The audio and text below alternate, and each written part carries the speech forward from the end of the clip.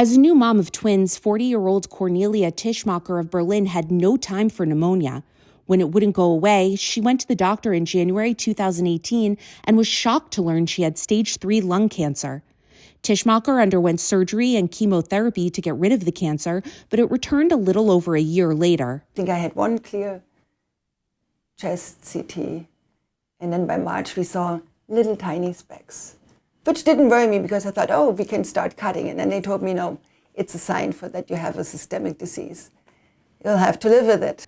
Palliative care with chemotherapy and immunotherapy slowed progression of the disease, but by June 2024, she could no longer breathe without supplemental oxygen. That's when she learned about the DREAM program at Northwestern Medicine, where patients with advanced lung cancer that hasn't spread elsewhere can be considered for a double lung transplant.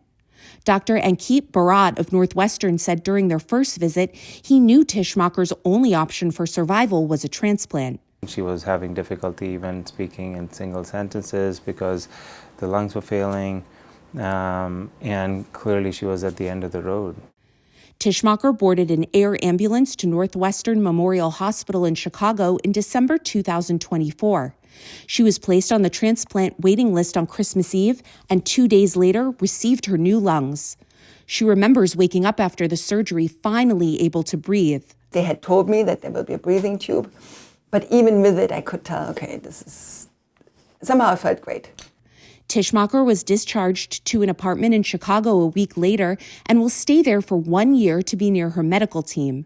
The hardest part, she says, is being away from her husband and twins in Berlin, but they recently came for a very special visit. I'm so happy that this is like a happy continuation of the story, because it could have been so different. When we said goodbye, it was much more dramatic.